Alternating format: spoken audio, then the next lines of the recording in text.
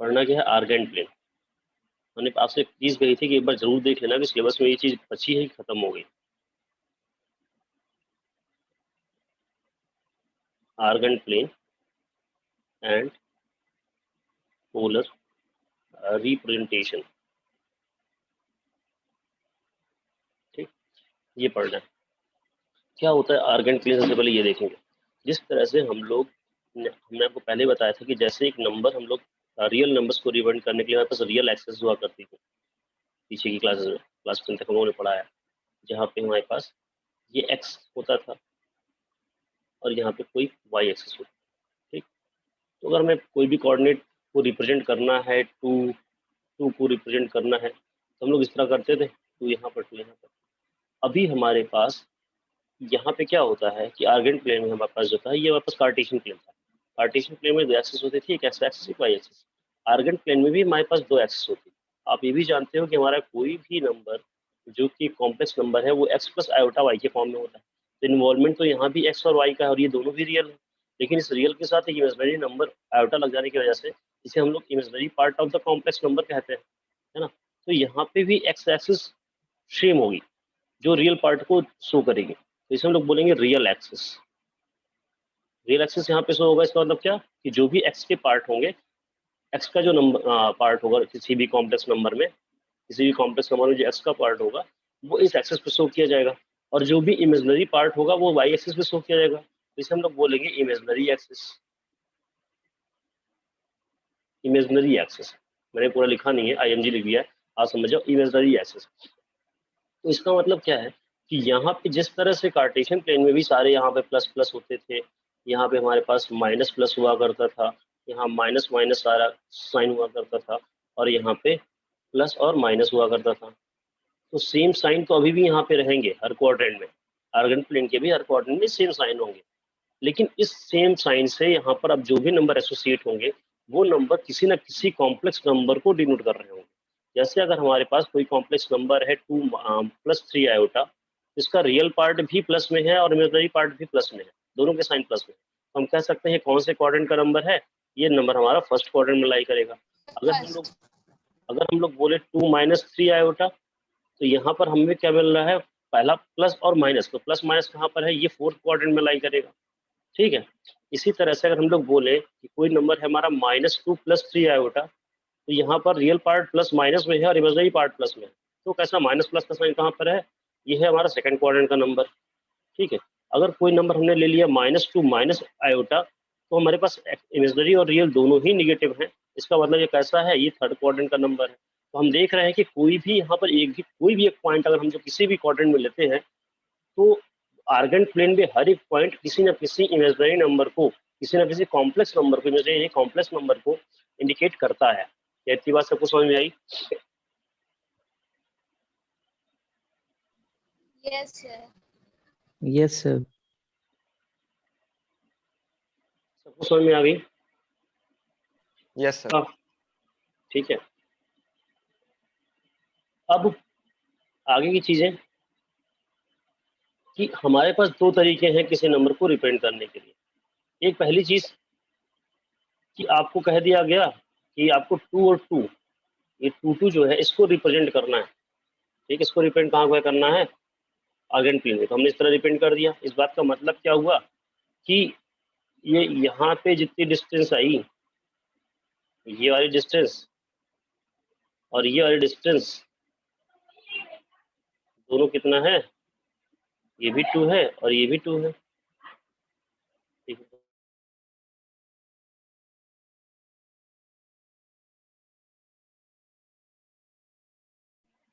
ठीक है, तो ये भी 2 है और ये भी 2 है। बात समझ में आ रही है? यही तो हुआ।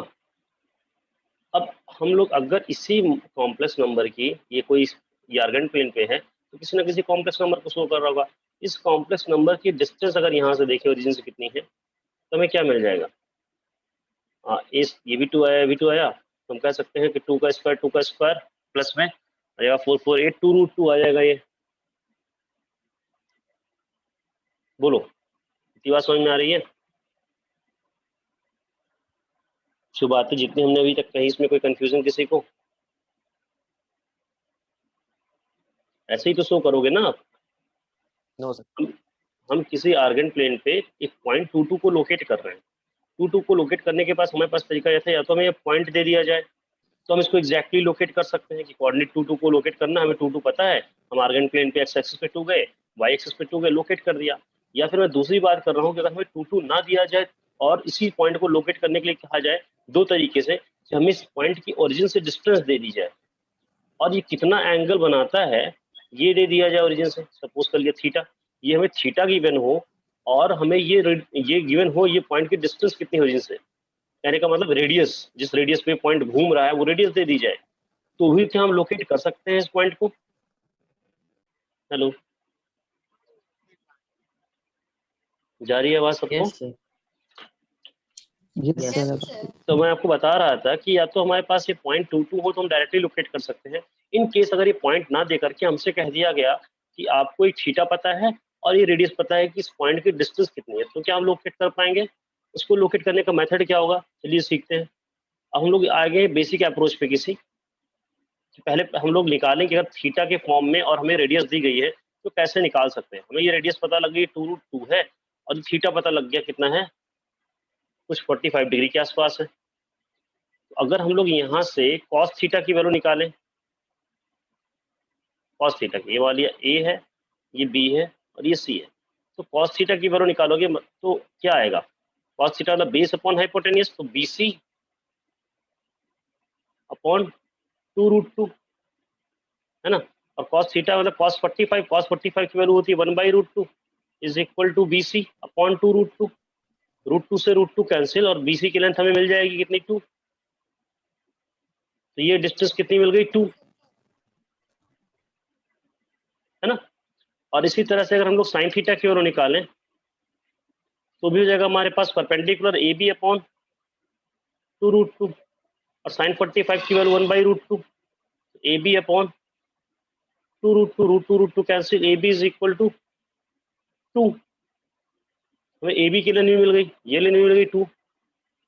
तो क्या फिर से हमारे पास इन दोनों की हेल्प से क्या हम इस पे पहुंच गए, इस पॉइंट पर पहुंच गए कि नहीं पहुंच गए, बोलो। हमने Yes, AB और sir. BC हमने ये लेंथ निकाल ली ना, ये मान लिया पॉइंट A था, ये P था, AB और OA दोनों लेंथ निकाल ली, किसकी हेल्प से निकाला, एक तो डायरेक्टली 2 पता होता तो ठीक था, लेकिन अगर हमारे पास रेडियस दिया गया था और थीटा दिया गया था तो हम लोग डायरेक्टली निकाल लिए, किसकी वैल्यू निकाल लिए, इस लेंथ की निकाल ली ना, आइडेंटिफाई कर पाए OA और AB कितना होता है, कोई दिक्कत किसी को? No, sir. तो एक जनरल एंगल की बात हो गई, ये एक जनरल एंगल की बात हो गई जहां से हमें BC की वैल्यू कितनी मिली है, 2√2 cos थीटा, और 2√2 को हम मान लेते हैं कि कल के दिन हमारे पास रेडियस 2√2 ना होकर के कोई रेडियस R, हमें R पता है और ये थीटा गिवन है, और थीटा के फॉर्म में अगर हमें कोई कोऑर्डिनेट ये 2√2 XY एक्सिस कोऑर्डिनेट ना दे करके हमें R और थीटा दे दिया जाए तो हम लोग कैसे निकाल सकते हैं, हम लोग इस तरह से निकालेंगे, ये जो लेंथ हमारे पास होगी ये कितनी हो जाएगी, R cos थीटा, और ये जो लेंथ हो जाएगी वो कितनी हो जाएगी, R sin थीटा। ठीक है, समझ में आ रही बात? Yes, sir. Yes sir. तो अगर ये R cos theta R sin theta हो गए तो ये वाला कोऑर्डिनेट क्या होगा, पहले x कोऑर्डिनेट मतलब R cos थीटा, और कोऑर्डिनेट y वाला क्या हो जाएगा, R sin थीटा, और इसी कोऑर्डिनेट को हम लोग बोलते हैं पोलर कोऑर्डिनेट, जहां पर हमें R दिया गया होता है, R की वैल्यू क्या है, सेंटर से मतलब ओरिजिन से इस पॉइंट की डिस्टेंस, R को हम लोग बोल सकते हैं R is equal to mod Z, यही तो होता है किसी कॉम्प्लेक्स नंबर की ओरिजिन से डिस्टेंस, मॉड Z ही तो होती है। तो R यहाँ पे क्या होता है, मॉड Z बोला जाता है डिस्टेंस फ्रॉम द ओरिजिन, और थीटा हमारे पास दिया होता है, इसको हम लोग बोलते हैं आर्ग्यूमेंट। तो अगर किसी भी कॉम्प्लेक्स नंबर की ओरिजिन से डिस्टेंस मॉडुलस ऑफ Z दी गई है और आर्ग्यूमेंट की वैल्यू दी गई है तो हम लोग उसके पोलर कोऑर्डिनेट निकाल सकते हैं। कैसे निकाल सकते हैं, वहां पे हमारे पास कोऑर्डिनेट्स क्या क्या बन जाएंगे, R cos थीटा और R sin थीटा। बात क्लियर हुई?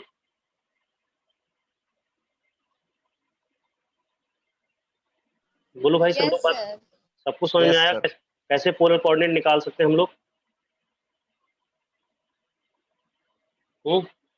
बाकी लोग ही बोल दो, सचिन, श्वेता, औजा, सौरभ, तो आर्गुमेंट क्या है सर? Yes. थीटा को यहाँ r theta sine theta sir polar coordinates है, r cos theta are sine theta polar coordinates है, जहाँ पे थीटा को हम लोग आर्ग्यूमेंट बोलते हैं।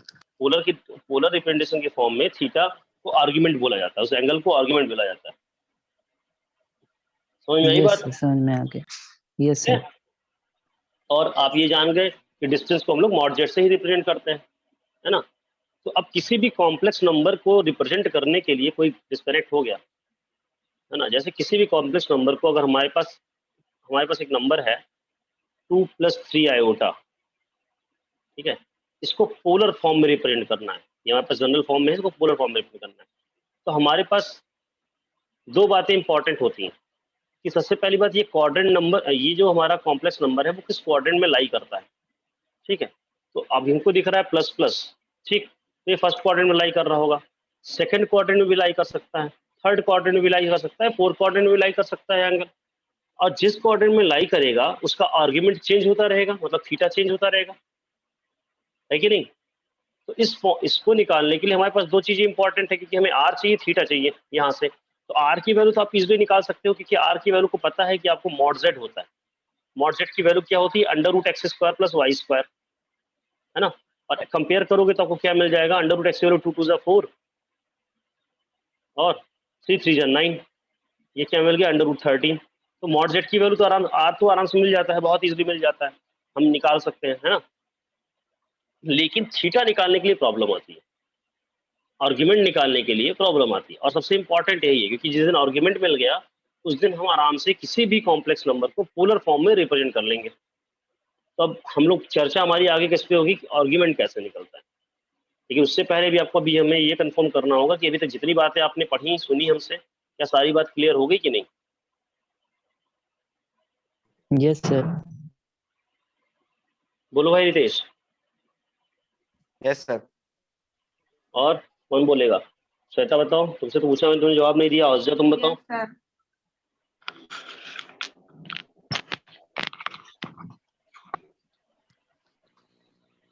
चलिए इसी पे एक एग्जांपल करके बता दीजिए। बेटा, एग्जाम्पल करके ही बताने जा रहे हैं, इसी को हम रिप्रेजेंट करने जा रहे हैं, प्रोसेस में है क्वेश्चन, ठीक है? हमने इसका मॉड और आर की वैल्यू निकाल भी ली है, लेकिन हमें थीटा चाहिए ना, वो थीटा कैसे निकलेगा वही हम बताने जा रहे हैं आपको, ठीक है? एग्जाम्पल के थ्रू ही समझा रहे हैं आपको। अब थीटा के लिए हमारे पास देखो कुछ केस है। थीटा के लिए कौन कौन से केस हैं वो हमें समझना होगा इत्मीनान से, आराम से।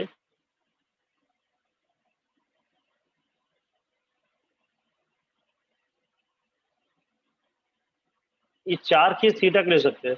हो सकता है कोई कॉम्प्लेक्स नंबर फर्स्ट क्वाड्रेंट में हो सकता है कोई सेकंड क्वाड्रेंट में हो सकता है कोई थर्ड क्वाड्रेंट में हो सकता है कोई कॉम्प्लेक्स नंबर फोर्थ क्वाड्रेंट में हो। ये 4 केस पॉसिबल हैं। 4 केस पॉसिबल हैं, तो ये एंगल हमारा हो गया थीटा, यहाँ पे ये वाला एंगल हमारा हो जाएगा थीटा, यहाँ पे ये वाला एंगल भी हो जाएगा थीटा, और यहाँ पर ये वाला एंगल भी हो जाएगा थीटा। लेकिन प्रॉब्लम ये है कि जिसका थीटा ये है, जिसका आर्ग्यूमेंट थीटा जो के आया है, अगर हम 2 पाई, आप क्योंकि आपने थोड़ा सा ट्रिग्नोमेट्री पढ़ा है पहले से, तो आप उसका कॉन्सेप्ट समझ रहे होंगे कि अगर ये किसी कॉम्प्लेक्स नंबर को डिनोट करता है, यहाँ पे कोई कॉम्प्लेक्स नंबर z है जिसका आर्ग्यूमेंट थीटा है, तो ये थीटा वापस से 360 डिग्री के बाद फिर मिलना स्टार्ट हो जाएगा। ये वाला थीटा भी 360 डिग्री के बाद फिर मिलना शुरू हो जाएगा, 720 डिग्री के बाद फिर से मिलेगा, है ना? 360 के जितने मल्टीपल्स, मतलब हर 2 पाई इंटरवल के बाद हमें फिर मिलना शुरू हो जाएगा। और तब हम थीटा किस आर्ग्यूमेंट के लिए आंसर देंगे कॉम्प्लेक्स नंबर का, क्योंकि तब तो एक ही आर्ग्यूमेंट से कई सारे कॉम्प्लेक्स नंबर हमारे आने शुरू हो जाएंगे।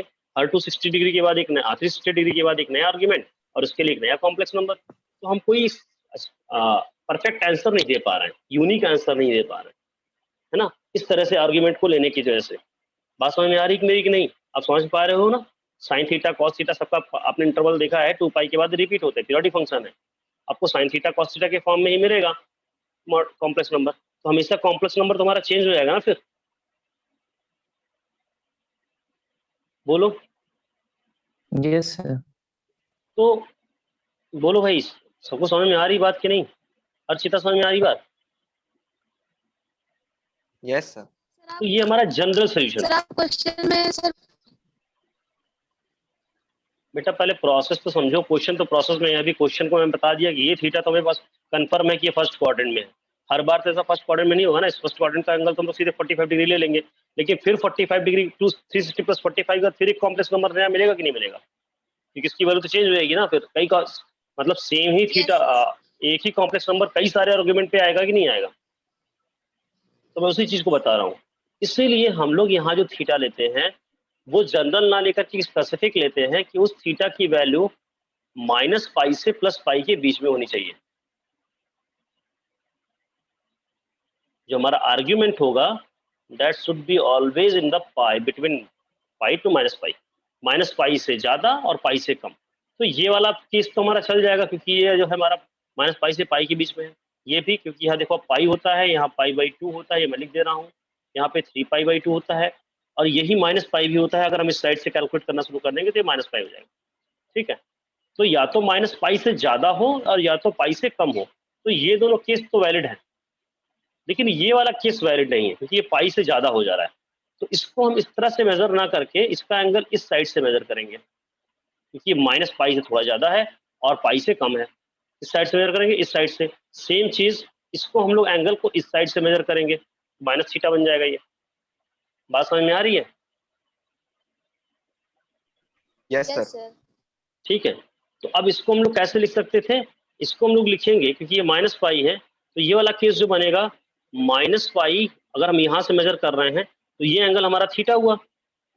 ठीक है, लेकिन इसकी वैल्यू कैसे निकालेंगे?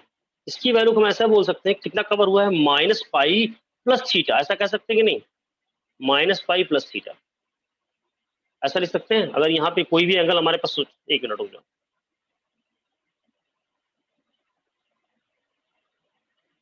अगर यहाँ पर कोई एंगल हमारे पास मान लो थीटा था इतना, ये मेजर तो यहाँ से कर रहे हैं, लेकिन इसकी वैल्यू निकालने के लिए क्या करेंगे? अगर हम -π तक जाएं और फिर थीटा प्लस कर दे तो हम तो पहुंच गए ना वहीं पे जहां पहुंचना था। तो इस पूरे पूरे मूवमेंट को, इस पूरे पूरे रोटेशन को हम लोग क्या लिख सकते हैं कि -π + θ, वहां पे जहां की थीटा ये वाला एंगल है। बोलो। अच्छा चलो ठीक है, थोड़ा सा कंफ्यूजन तुम्हारा और दूर कर देता हूँ। हम थीटा निकाल रहे हैं, थीटा हमारा आर्ग्यूमेंट है, ये थीटा है। इसको मैं मान लेता हूँ कोई एंगल फाई है, कोई एंगल फाई है। तो क्या इस थीटा को हम लोग लिख सकते हैं? इस थीटा को हम लोग, थीटा इज इक्वल टू लिख सकते हैं -π + φ। अगर -π तक जाएं और सिर्फ φ प्लस कर दें, इधर आ जाए फिर से वापस, तो हम ओवरऑल तो थीटा ही कवर किए। यस सर आई बात समझ में? Yes sir. और अभी जो हमारा ये Yes, sir. थीटा है यस सर। और ये वाला जो एंगल है, ये हमारा मान लो हमने थीटा कवर किया था, तो इसको हम कैसे लिख सकते हैं? मान लिया थोड़ी देर के लिए ये एंगल φ है, तो ये φ तो -π में आ जाएगा, नेगेटिव एंगल है। तो क्या हम यहाँ पे थीटा इज इक्वल टू -π कह सकते हैं? अगर एक एंगल मान लें कि जो इसके बचा हुआ एंगल उल्टी साइड से φ है, ये वाला जो हमने तो ट्रेवल ये किया था, लेकिन हम इसको इसके इसमें लाना चाह रहे हैं, तो हम क्या लिख सकते हैं कि थीटा हमारा -π हो जाए अगर ये वाला एंगल -π था तो। और इस तरह से करने से हम एक स्पेसिफिक आंसर पे पहुंच गए कि ये वाला केस भी, ये वाला केस वैलिड हो गया। अब ये केस भी वैलिड है क्योंकि हमारा एंगल जो थीटा है ओवरऑल वो -π से कुछ ज्यादा है, और -π से ज्यादा होना चाहिए, और π से कम भी है। इसी तरह से थीटा इज इक्वल टू, अगर -π ये वाले एंगल पे के फॉर्म में इसको कन्वर्ट कर लेते हैं तो क्या होगा? इसमें हम लोग देखेंगे कि जो हमारा एंगल है वो -π से ज्यादा है और π से कम है। तो अब हमारे पास ये 4 केस बन गए, जिसमें से इस दोनों केस को हम लोग इस तरह लिखेंगे। फोर्थ वाला नहीं समझ आया। फोर्थ वाला बेटा, अगर हम इस पूरे एंगल को देखना चाहते हैं तो ये पूरे एंगल का रोटेशन और ये वाला रोटेशन दोनों बराबर ही तो है, क्योंकि पहुंचे तो हम इसी पोजीशन पे ना। अगर हमारे पास यहाँ कोई जेड कॉम्प्लेक्स नंबर है, उसको रोटेट करा के इस तरह से यहाँ ले आए तो यहाँ पहुंचे। अगर हम नहीं चाहते हैं कि पाई से हमारी वैल्यू ज्यादा जाए, तो इस पोजीशन पे पहुंचने के लिए हम उल्टा चलते, तो इतना चलना पड़ता कि नहीं चलना पड़ता? यस सर और ये एंगल मैंने मान लिया -π, क्योंकि हम लोग चल रहे हैं क्लॉकवाइज, तो ये -π है। तो क्या ये जो पूरा कंप्लीट थीटा रोटेशन था वो -π के इक्वल है कि नहीं है? अब यस बोलो। सर समझ आ गया। अब समझ में आया? यस सर और और अगर ये एंगल हमारे पास अभी थोड़ा सा जो है ये फाई था, तो ये पूरा पूरा थीटा की वैल्यू कैसे लिख सकते हैं? इस पूरे थीटा की वैल्यू को हम लोग लिख सकते हैं पाई माइनस फाई, कि पूरे पाई में से ये फाई एंगल माइनस कर दे तो हमें ये मिल जाएगा। अब आपको एक चीज बतानी है, और यहाँ पे अगर हम थीटा को, कि हम क्यों फाई फाई लेकर के आ रहे हैं? फाई इसलिए लेकर के आ रहे हैं क्योंकि हमें चाहिए क्या, इसका कॉस थीटा साइन थीटा के वैल्यू चाहिए, इसकी जो है एंगल चाहिए, पूरा पूरा ये आर्ग्यूमेंट की वैल्यू चाहिए। और वो आर्ग्यूमेंट निकलेगा कैसे? वो आर्ग्यूमेंट निकालने के लिए हमारे पास मेथड क्या होगा कि हम पहले tan थीटा निकालेंगे, किसी भी एंगल के हम लोग tan थीटा निकालेंगे। tan थीटा कैसे निकलता है? अगर मान लो हम लोग इसी क्वाड्रेंट में थे तो tan थीटा निकालने के लिए हमें इसकी डिस्टेंस पता होनी चाहिए यहाँ से, वो तो चेंज हो रहा है। लेकिन अगर इसके हम लोग ये y कोऑर्डिनेट की वैल्यू पता लगा ले तो y coordinate upon x coordinate यही तो tan थीटा होता है, परपेंडिकुलर बाई बेस। जो हम लोग क्लास 10 में परपेंडिकुलर बाई बेस पढ़ते थे, आज की डेट में वो y coordinate upon x coordinate हो गया है क्लास 11 की ट्रिग्नोमेट्री में। तो हम लोग tan थीटा निकालें और tan थीटा की वैल्यू को कैसे बोले, y कोऑर्डिनेट अपॉन, या y कोऑर्डिनेट है क्या? y कोऑर्डिनेट कौन सा कोऑर्डिनेट है? इमेजिनरी पार्ट ऑफ z है ये, है ना? जो भी हमें नंबर मिला है उसका इमेजिनरी पार्ट ऑफ z है ये y कोऑर्डिनेट। तो हम ऐसा करें कि tan थीटा निकालें जिसमें क्या हो जाएगा, imaginary part of z, x क्या है, रियल पार्ट ऑफ z, ये tan थीटा की वैल्यू हो जाएगी, और इसका मॉडुलस ले लें तो क्या हमारे पास एक एंगल निकल आएगा। एक मिनट रुको, tan थीटा ना लेकर तो tan फाई बोल रहा हूँ। तो क्या हम इस एंगल की वैल्यू निकाल सकते हैं फाई की? क्योंकि हर जगह हमें y कोऑर्डिनेट तो पता ही होगा, हर जगह हमारे पास y कोऑर्डिनेट होगा हर जगह। तो उससे लिए हम लोग tan फाई निकाल लें, tan फाई मतलब कि वो पर्टिकुलर एंगल। और अगर हमें फाई पता लग गया तो हम थीटा तक आसानी से पहुंच सकते हैं इन चारों का यूज करते हुए। बात समझ में आ रही है मेरी कि नहीं? Yes sir.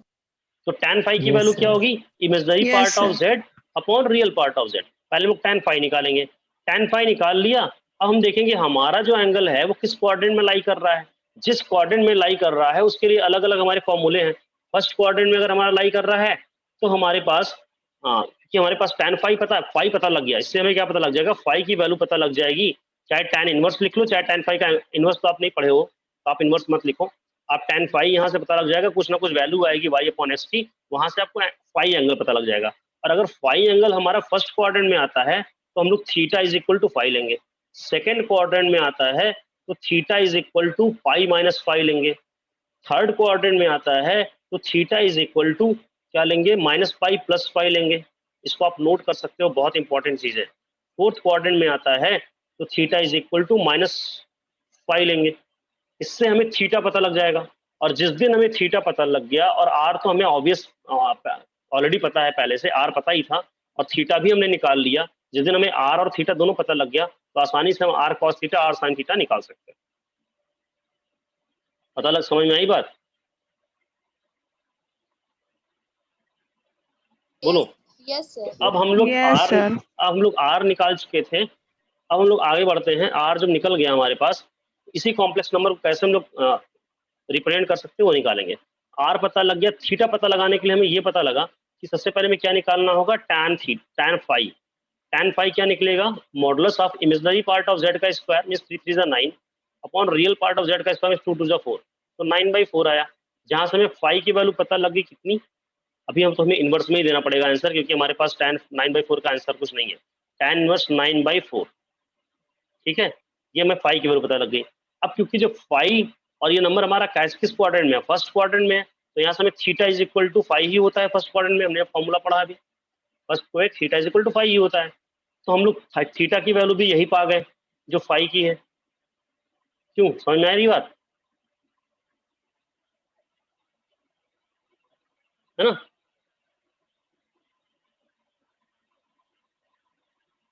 बोलो भाई। Yes, sir.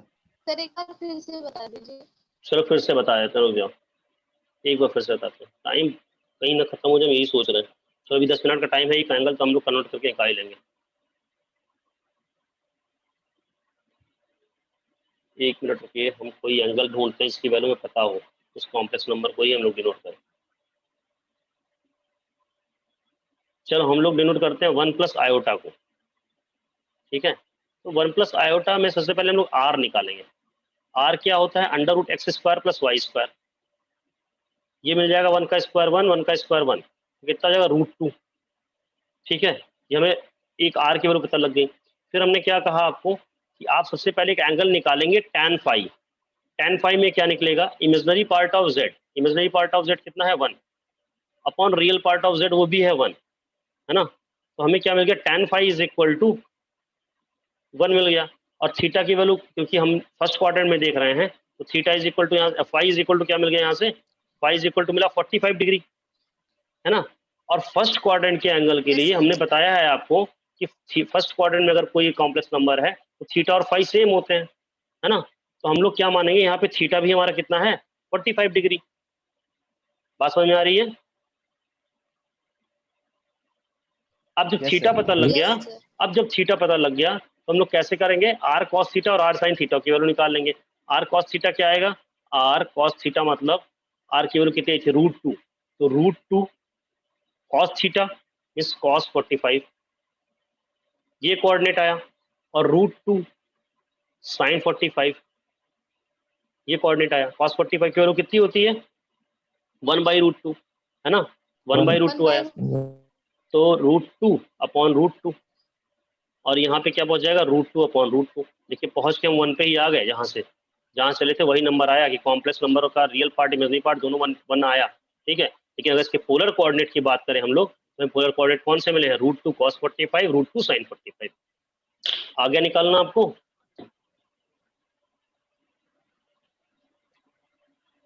अगर किसी इस कॉम्प्लेक्स नंबर के पोलर कोऑर्डिनेट तुमसे पूछे गए, तुमने निकालना ना √2 cos 45 और √2 sin 45, ये इसके पोलर कोऑर्डिनेट्स हो गए। Yes, sir. आया समझ में। Yes sir.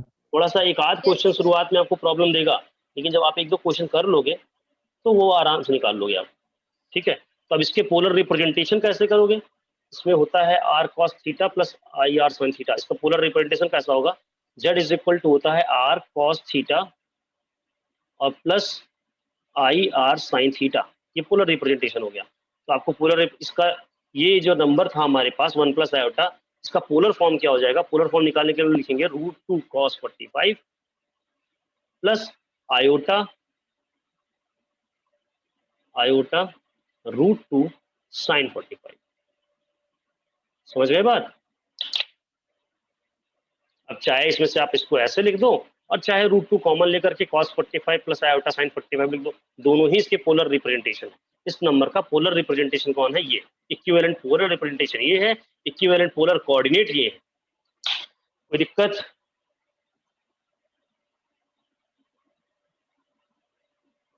No sir. बोलो। जिसको दिक्कत No, sir. अगर लगी कहीं पे, अगर कैसे इसमें क्या हुआ, ठीक है, तो आप इसको एक बार और सिंप्लीफाई करना, मतलब पूरा वीडियो देखना और इसी क्वेश्चन को फिर से सिंप्लीफाई करना, एनसीईआरटी में 1-2 एग्जांपल दिए इनको करना, इतने में ही खत्म हो जाएगा। समझ गए बात ना। कुछ इंपॉर्टेंट बातें, कुछ Yes, sir. हाईलाइटेड पॉइंट्स जो हमें समझने थे इसमें, वो ये है कि हर एक कॉम्प्लेक्स नंबर का जो है पोलर रिप्रेजेंटेशन होता है, उसके पोलर साइन होते हैं हर में जाकर के, ये इस प्लेन को आर्गन प्लेन बोलते हैं। अगली इंपॉर्टेंट बात ये है कि हमारा जो थीटा होना चाहिए, थीटा को आर्ग्यूमेंट बोला जाता है, जो कि पाई से -पाई के बीच में होना चाहिए। बहुत इंपॉर्टेंट बात है, इसको याद रखना है, ठीक है। हमारे पास पोलर कोऑर्डिनेट्स किस फॉर्म में होते हैं, r cos theta r sin theta के फॉर्म में होते हैं, ये भी याद होना चाहिए।